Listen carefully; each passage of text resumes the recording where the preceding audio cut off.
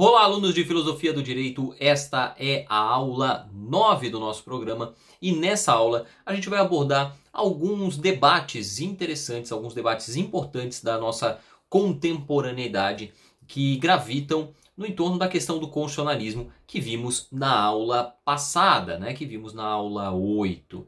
Então, os debates que a gente vai ver aqui nos 3 vídeos dessa aula dizem respeito a essa nova conformação do direito, essa conformação contemporânea do direito, que já não é tão nova assim, deriva ali basicamente dos anos 30, dos anos 40, e são das principais temáticas que a gente tem hoje nas discussões jurídicas. E a gente está falando de judicialização da política, ativismo judicial e o papel das cortes constitucionais. E nesse primeiro vídeo a gente vai ver justamente o papel das cortes constitucionais nesse cenário onde a Constituição passa a ter um papel central dentro do direito, passa a ter um papel fundamental dentro do ordenamento. E vamos ver essa questão pela abordagem do professor Luiz Roberto Barroso, do ministro Luiz Roberto Barroso, que tem uma proposição de 3 funções para o STF, para a Corte Constitucional Brasileira.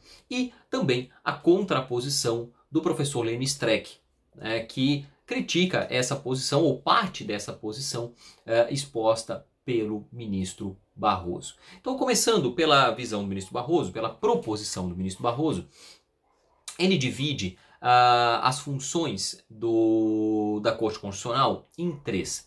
A primeira delas é a função contramajoritária, a segunda delas é a função representativa e a terceira delas é a função de vanguarda e luminista.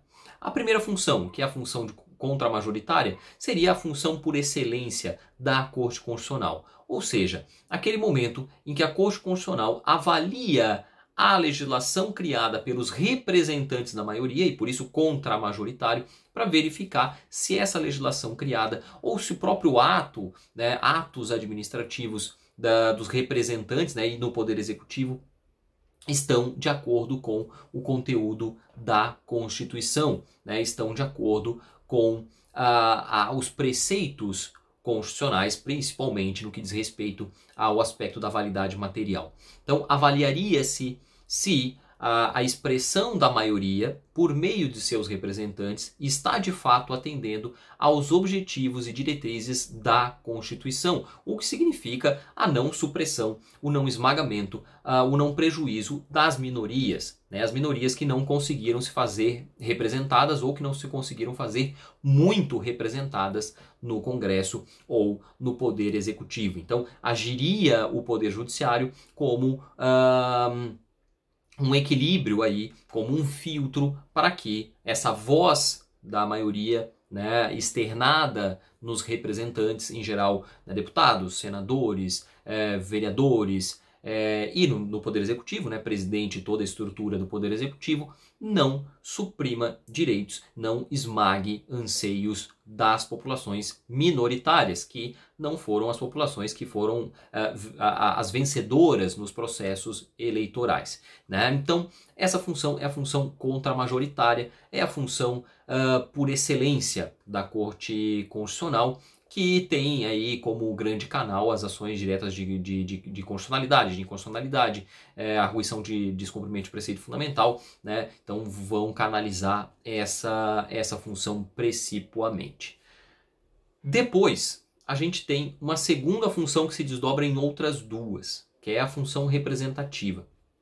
A função representativa tem como primeiro aspecto algo que é previsto na Constituição, que é a ação do STF, a ação da Corte Constitucional, quando há uma omissão do legislador diante de uma determinação expressa da Constituição para que ele agisse. Ou seja, a Constituição diz, legislador, você deve agir, mas o legislador não age. É o caso, por exemplo, do direito de greve do servidor público. A Constituição diz expressamente que esse direito será exercido de acordo com os limites estabelecidos em lei, só que essa lei, ela não existe. Essa lei nunca foi criada desde 88, a gente tem mais de 30 anos de omissão legislativa. E aí, então, o STF teria o dever, quando provocado, de criar ali uma regulamentação ou estabelecer uma regulamentação para esse direito, para que esse direito possa ser exercido. E isso é feito, a provocação é feita, em geral, via mandado de injunção. Então há uma previsão já da própria Constituição dessa ação representativa do STF. E por que representativa? Porque o STF estaria substituindo o legislador, como se fosse representante direto do povo. Então haveria uma substituição do legislador, do Congresso, né, pelo STF, pela Corte Constitucional, certo? Então esse é o papel representativo no seu primeiro aspecto. O segundo aspecto, e aí é que começa a ficar um pouco mais discutível, mais debatível, mais complicado, é o aspecto que vai permitir ao STF agir quando há uma grande comoção popular no sentido da realização de alguma regulamentação que o legislador não atendeu. Ou seja, há um grande clamor popular, o STF pode identificar esse clamor popular, né, esse clamor da maioria da população, para que se criasse alguma lei específica determinando diretrizes para um assunto importante para a sociedade, mas o legislador não faz. Né? A população, a sociedade clama, pede, mas o legislador se omite.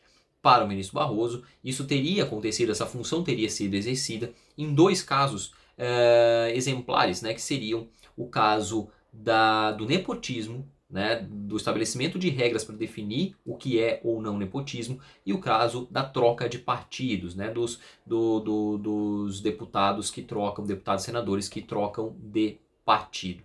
Então, nesses dois casos, o ministro Barroso diz que haveria o exercício, ou teria havido por parte do STF o exercício dessa função representativa, que o STF teria ouvido esse clamor da população e aí então agido no sentido, claro, depois de provocado, teria agido para estabelecer uma regulamentação nesses dois campos, nessas duas situações. É problemático, é discutível, é debatível, porque aí começa uma atividade mais proativa do STF.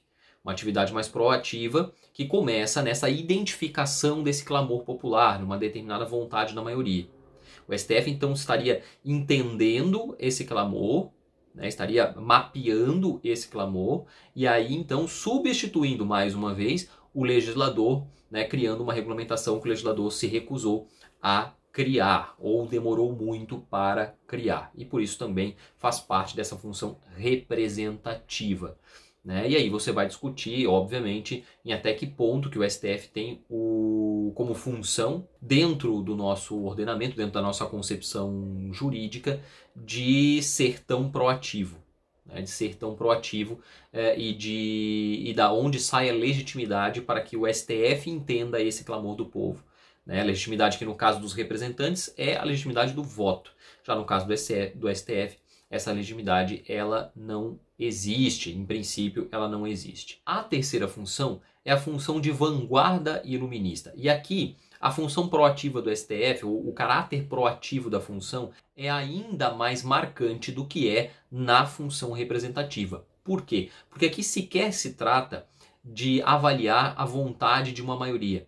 Aqui se trata de avaliar mudanças necessárias no direito para que o direito avance. Mudanças que seriam necessárias para que o direito deixasse de ser anacrônico, ou seja, para que o direito se adequasse ao seu tempo. Tá? Mudanças necessárias para que o direito se adeque ao seu tempo, para que a gente possa visualizar avanços, progressos civilizatórios, como o próprio Barroso menciona. E aí não é um anseio de uma população, de uma maioria, é algo que a Corte Constitucional identifica como necessário para que o direito esteja atualizado à sociedade, às demandas da sociedade, claro, de acordo com os valores da Constituição, né? Claro, de acordo com estes valores. E isso teria se dado na opinião do ministro Barroso no caso do reconhecimento da possibilidade de uniões homoafetivas. Veria o STF agido de maneira proativa, exercitando essa função de vanguarda iluminista quando decidiu que é possível a união estável entre pessoas do mesmo sexo.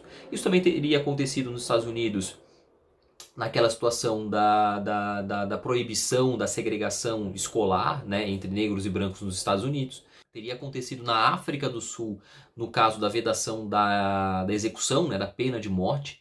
Né? Então, não seria um fenômeno propriamente brasileiro, mas um fenômeno, né, observado em várias cortes constitucionais. De outro lado, a gente tem a posição do professor Lênio, que é crítica a essa posição do ministro Barroso, principalmente naquilo que diz respeito a essas funções mais proativas. A função representativa, naquele aspecto que é mais proativo, quando o STF tenta entender o clamor da maioria da população, e, claro, na função de vanguarda iluminista, onde o STF age de maneira estritamente proativa, independente de legislador, independente da vontade da maioria. Né? Segundo Lênio defende, essas funções elas estariam permitindo a criação de um novo direito para além da Constituição. Seriam decisões que contrariam o próprio conteúdo da Constituição, uma vez que o seu resultado não estaria previsto na própria